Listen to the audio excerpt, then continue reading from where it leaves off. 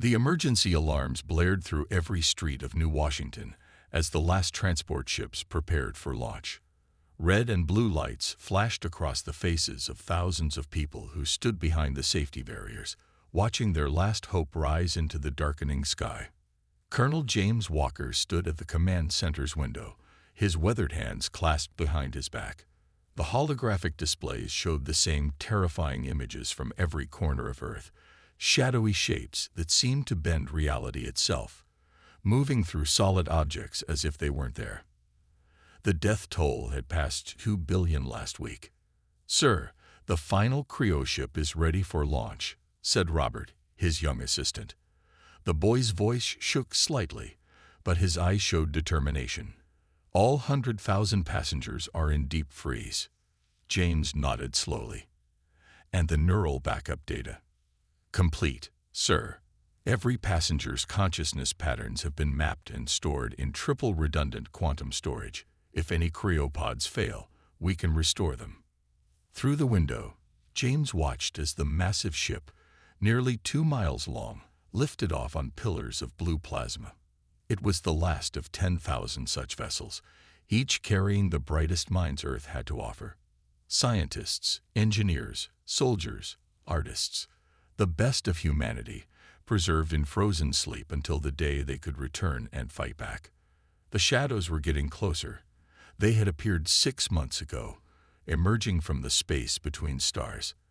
The scientists called them consciousness eaters, beings of pure energy that fed on the aware minds of living things. Regular weapons passed right through them. Nuclear bombs, antimatter charges, even the experimental quantum disruptors. Nothing worked. But humanity had noticed something strange. The shadows couldn't feed on everyone. Some humans had natural resistance, their minds somehow shielded against the energy beings' attacks.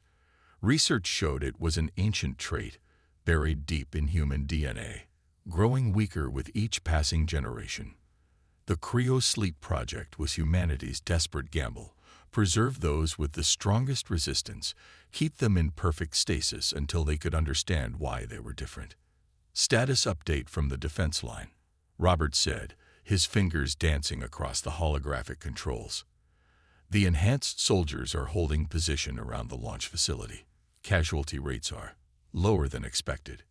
James allowed himself a small smile. That had been their first clue. Soldiers in certain mental states could last longer against the shadows. Meditation techniques, altered consciousness states, even certain types of music seemed to strengthen humanity's natural defenses. But they needed time to understand it, time they didn't have. The shadows had already consumed most of Asia and were spreading across Europe.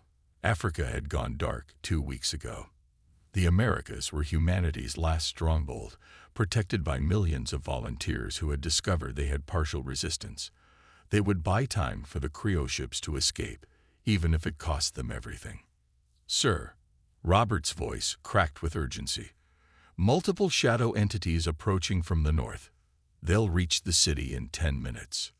James straightened his uniform. "Send the signal. All ships activate their quantum drives. Random jump patterns, just like we planned. Scatter them across the galaxy." He turned to face the room full of tired, brave faces. "Humanity doesn't end today. We're just taking a very long nap." The sky above New Washington lit up as 10,000 massive ships engaged their drives. Reality twisted as space itself bent around them. And one by one, they vanished into the darkness between stars.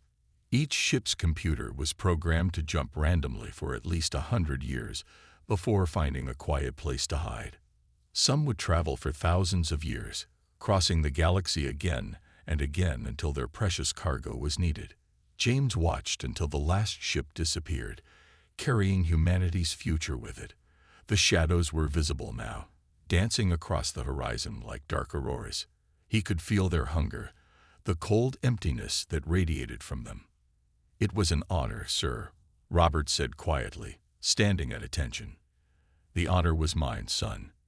James walked to his chair and sat down, facing the approaching darkness.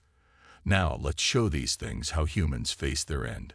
Above them, crossing the vast ocean of stars, 10,000 ships carried their sleeping passengers into the unknown.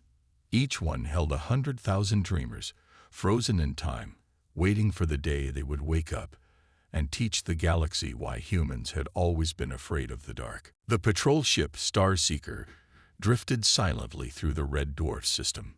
Its hull was painted with the silver and blue markings of the Galactic Council, though few ships ventured this far into the outer rings. Captain Mark of the Council Guard stood on the bridge, his four-fingered hand tapping nervously on the control panel. "Another dead system," his second-in-command Sam muttered, adjusting the ship's sensors. Like most Council species, Sam's people had evolved to survive the Void Hunters. His transparent skin could shift colors to match his surroundings, though it now showed the dull gray of boredom. The crew had been searching the outer systems for 3 months. Reports of strange energy signatures had brought them here, but so far, they'd found nothing. The Council feared any unusual energy patterns might attract the Void Hunters. Those ancient terrors still roamed the galaxy, consuming entire civilizations that grew too noticeable. "Wait." Mark leaned forward, his eyes fixed on the sensor display. "There's something in the shadow of the fourth planet. Something big." The Starseeker changed course, its engines barely a whisper. As they approached the gas giant's dark side, their lights revealed something that made the entire crew fall silent. A massive ship, nearly 2 miles long, drifted in perfect preservation.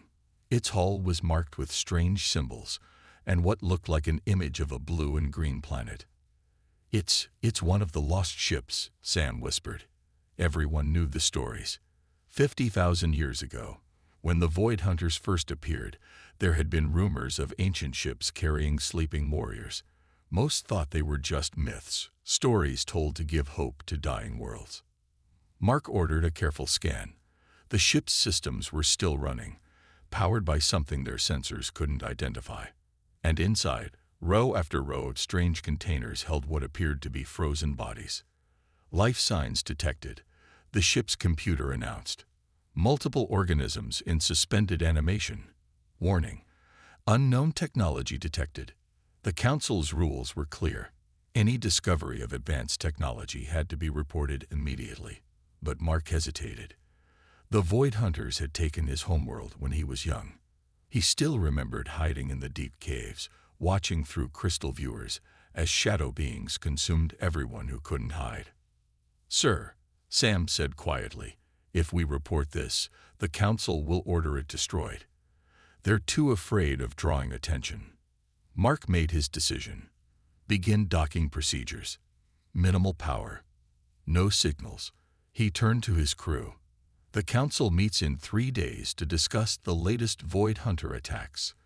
5 colonies lost in the past month alone. Maybe it's time we stopped hiding." The Starseeker attached itself to the ancient ship like a tiny fish clinging to a sleeping whale. Mark led the boarding team himself. The air inside the old ship was perfectly preserved, though the artificial gravity was slightly stronger than they were used to. They found the ship's command center and its data cores. The language was unknown, but the images were clear enough. This ship had come from a world called Earth, carrying something the Void Hunters had feared.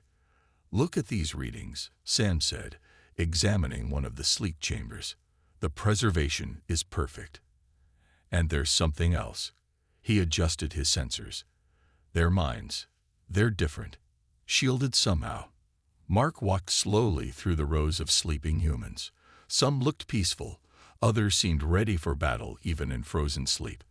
The ship's records showed 9,999 other ships, just like this one, scattered across the galaxy. "Wake one of them," Mark ordered. "Someone who looks like a leader." He knew he was breaking every council law, but he didn't care anymore. His people had lived in fear for too long. Sam carefully began the revival sequence for one of the chambers. The ancient machines hummed to life, their purpose unchanged by 50,000 years of waiting. Inside the pod, frost began to melt away from a face that looked surprisingly like their own legends' descriptions of the ancient warriors. "Sir," one of the crew called out, Long-range sensors are picking up Void Hunter activity. 3 systems away and moving closer. Mark watched as the humans' life signs grew stronger. "Let them come," he said quietly. "I think it's time they met their old enemies again." The cryo chamber opened with a soft hiss.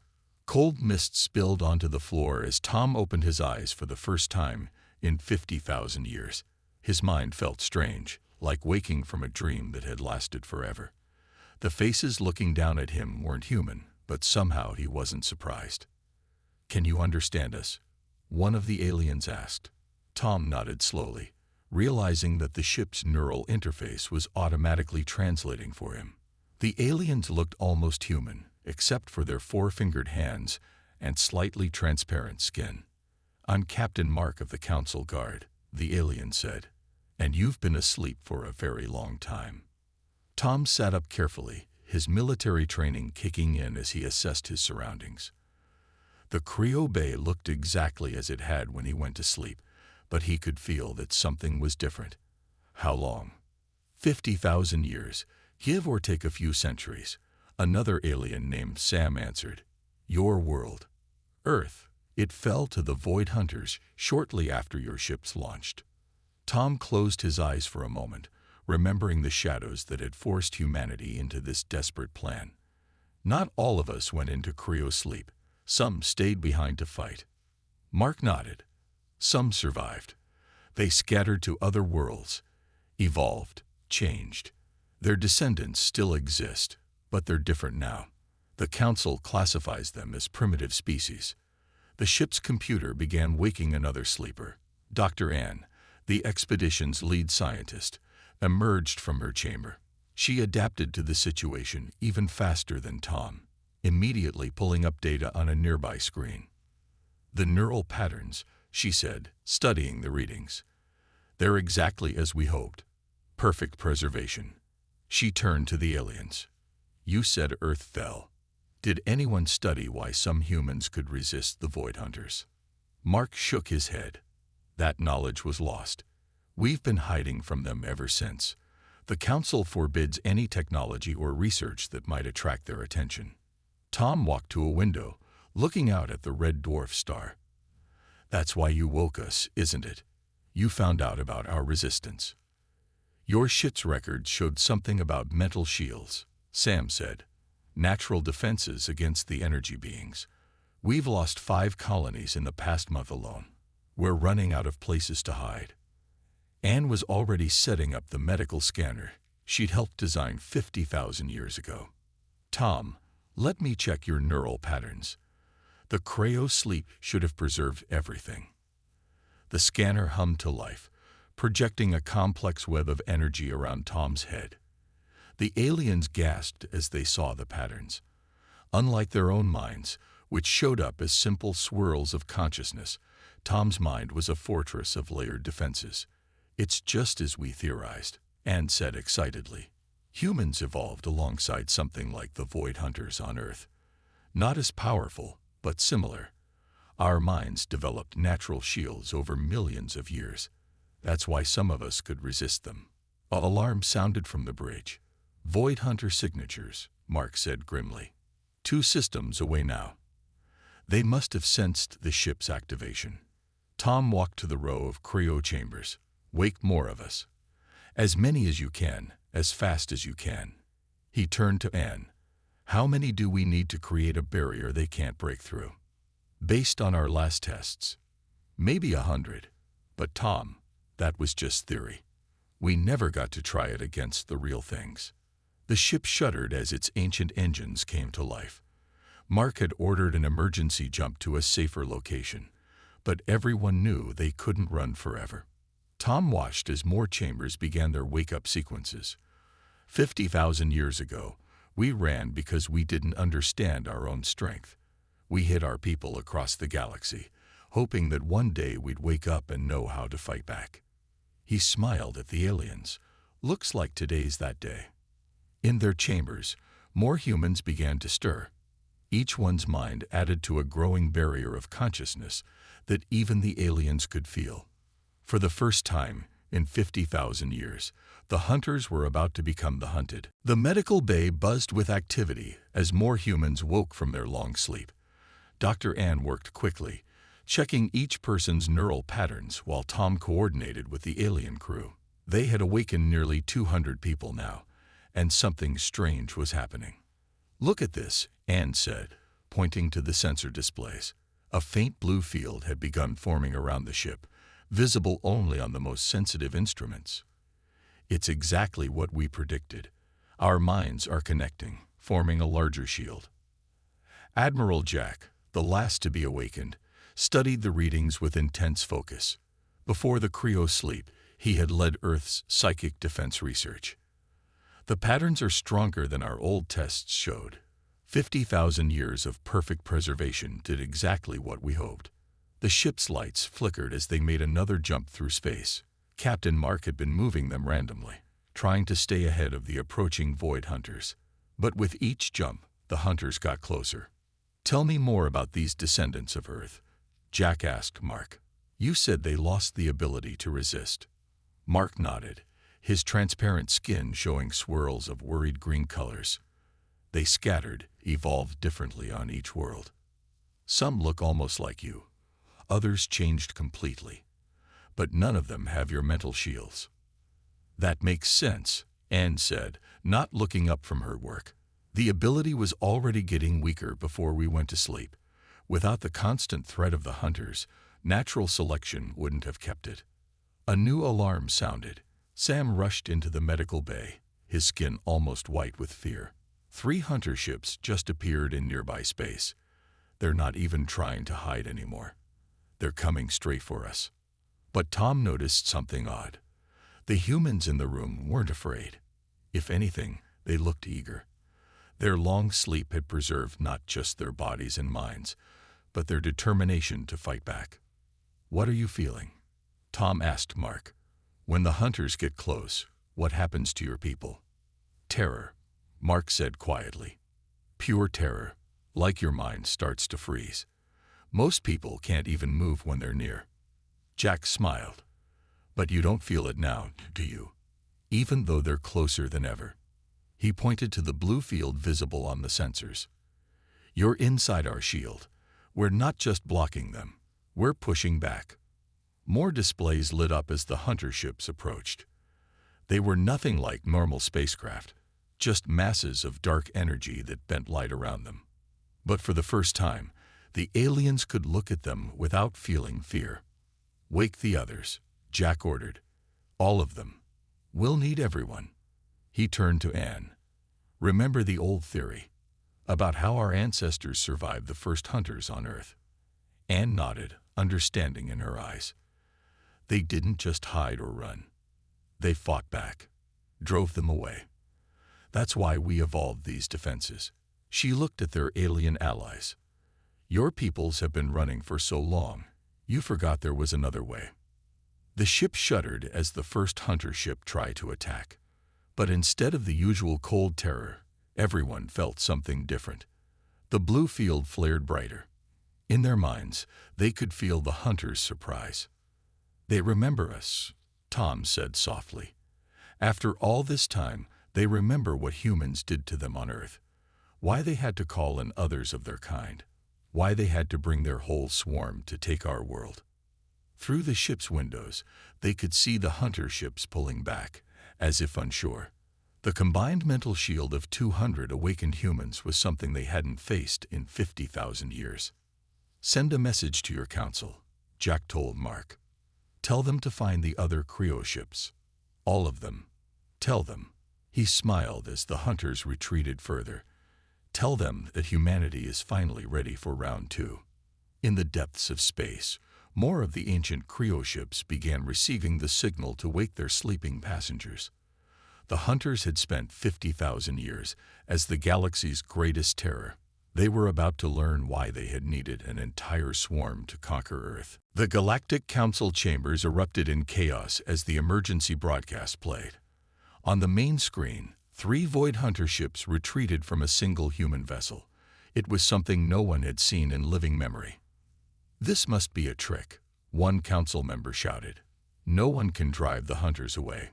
But Captain Mark stood firm before the council, his skin glowing with confident blue patterns. I saw it myself. The humans don't just resist the hunters, they hurt them. And we've located 4 more Cryo ships in nearby systems. Before the council could argue further, the chamber's lights flickered. A massive shadow appeared outside the station's windows. A hunter swarm, larger than any seen in centuries, had arrived. "They're afraid," Tom said, stepping out of the shadows where he and 20 other awakened humans had been waiting. For the first time in 50,000 years, the hunters are actually afraid. The council members stared in shock. They could feel the hunters' presence, but the usual paralyzing terror didn't come.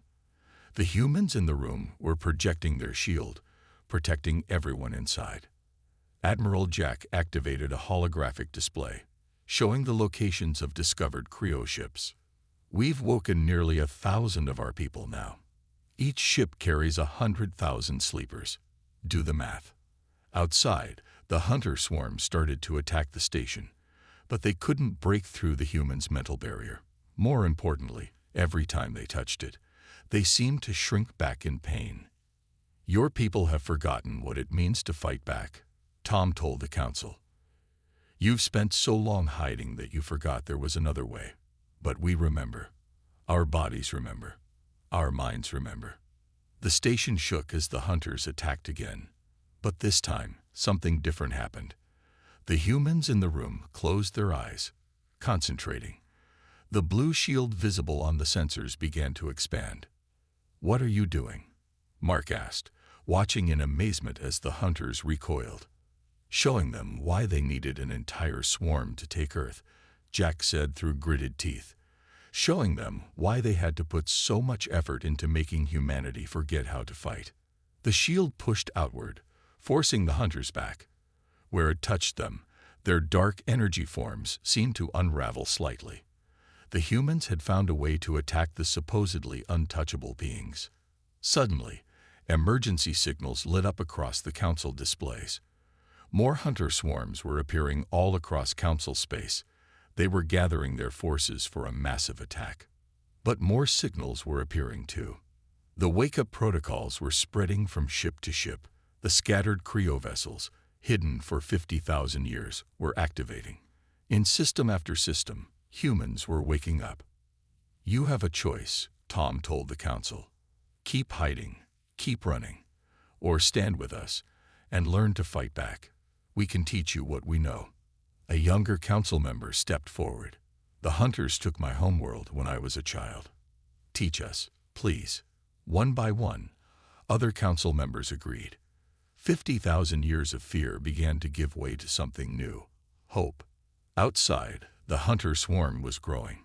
Thousands of shadow ships gathered, their dark energy blocking out the stars. But they didn't attack immediately. For the first time ever, they seemed to be hesitating. "They're calling all their forces here," Jack said, studying the tactical displays. "Good. Let them come. Let them all come."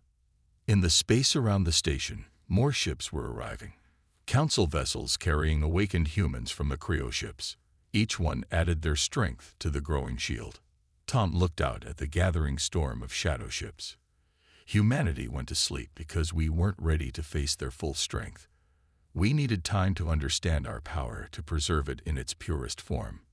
He smiled as another Cryo ship dropped out of faster-than-light travel nearby. Time's up. The final battle for the galaxy was about to begin.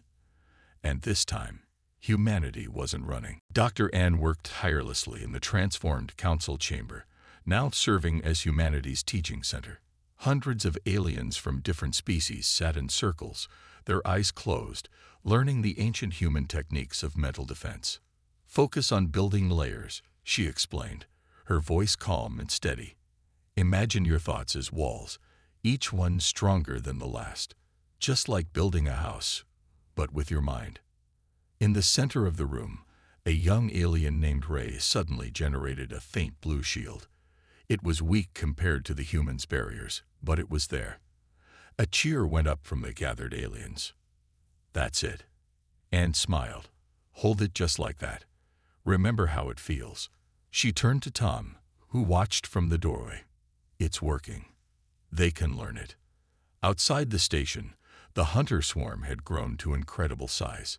The shadow ships filled space like a dark cloud, but they still hadn't attacked. They seemed to be waiting for something. Admiral Jack entered the chamber, followed by Mark. "We found 3 more Cryo ships," Jack announced. "That makes 15,000 awakened humans now.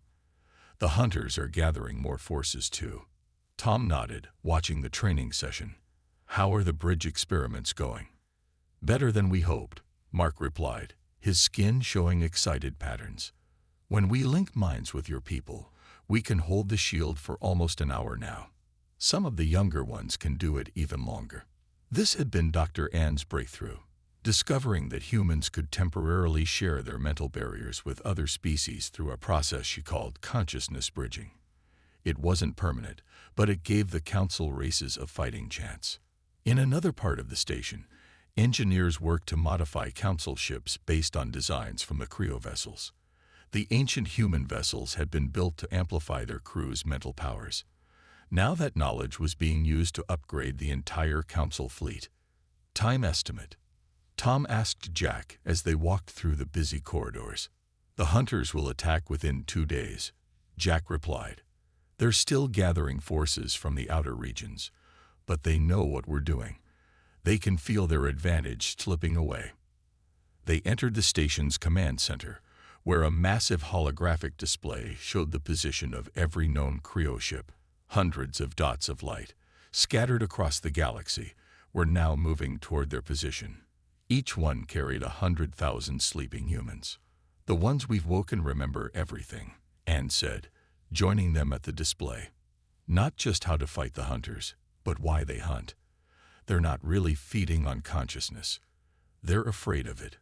Afraid of minds that can resist them, minds that can fight back." A sudden alarm blared through the station. One of the hunter ships had broken formation and was approaching. Everyone tensed, ready for battle. But something was different about this shadow ship. It moved erratically, almost as if it was injured. "Look at the readings," Anne said, studying the sensor data. "That hunter ship was at Earth. It's one of the originals, one of the ones our ancestors fought. The ones that learned to fear us." The hunter ship came closer, its dark energy form rippling with what looked like ancient battle scars. The humans in the command center raised their mental shields, but the hunter didn't attack. Instead, it projected images into their minds. They saw Earth 50,000 years ago. They saw humans fighting back against the first hunter attacks. They saw why the hunters had called their entire species to attack Earth, not because humans were weak, but because they were the only ones who had ever hurt the hunters. "They're not gathering their forces to attack us," Tom realized, understanding flooding through him. "They're gathering to run. But first, they want to make sure we can protect the galaxy. They want to make sure we're strong enough to keep other hunters away." In the training chamber, more aliens were learning to create shields. In orbit, more Cryo ships were arriving. And in the darkness of space, the hunter swarm watched as humanity reclaimed its place as the galaxy's defenders. The day of the final confrontation arrived without warning. The hunter swarm suddenly began to move, their shadow ships forming a massive wall of darkness that stretched across space. But they weren't advancing to attack. They were beginning to retreat. "Now," Admiral Jack's voice echoed through the combined human and council fleet. "Don't let them leave. Not until we're sure they can never return." 10,000 Cryo ships, their crews now fully awake, moved into position. Around them, council ships carried thousands of newly trained alien defenders. The blue glow of their combined mental shield lit up space like a new sun. Tom stood on the council station's command deck, his mind linked with hundreds of others. Dr. Ann monitored the consciousness bridge as it connected humans and aliens into a single defensive network. The power they generated was beyond anything in recorded history. "Look at the hunter ships," Mark said, his transparent skin glowing with excitement. "The ones from Earth, they're different from the others." He was right. The ancient hunter ships, the ones that had fought humanity 50,000 years ago, were changing color. Their dark energy forms shifted from black to a deep purple, then to blue. They were adapting, evolving, just as humanity had evolved to fight them. "They're not evil," Anne said softly, watching the transformation. "They were just afraid. Afraid of what consciousness could become if it learned to defend itself. That's why they attacked any civilization that grew too powerful." The hunter swarm tried to jump to faster than light speed, but the combined shield of humanity and their alien allies held them in place. This was the moment everything had led to. Not just the 50,000 years of sleep, but millions of years of human evolution. "Remember what we learned." Jack's voice rang out across the fleet. "Push with your minds. Show them why Earth was different." The mental barrier began to contract, squeezing the hunter swarm into a smaller and smaller space. But instead of fighting back, more of the hunter ships began to change color. The transformed ships broke away from their dark brothers, forming a new group. Ray, the young alien who had first learned to create a shield, stood next to Tom. "They're like us," he said with sudden understanding. "They can learn. They can change." The remaining dark hunter ships made one final attempt to break free. They combined their energy into a massive wave of terror that hit the defensive line like a tsunami. But the line held. Humans and aliens stood together, their minds united, their shared consciousness an unbreakable wall. In that moment, something remarkable happened. The hunters didn't just retreat. They surrendered. The last of their dark ships transformed, joining their changed brothers. The galaxy's greatest terror had evolved into something new. Hours later, as the council chambers filled with celebrating species from across the galaxy, Tom found Anne studying the final sensor readings. "What did we really do here?" he asked her. She smiled, looking at the now peaceful hunter ships in orbit. "We proved that consciousness isn't something to be feared. We showed them that minds can grow stronger without becoming destructive.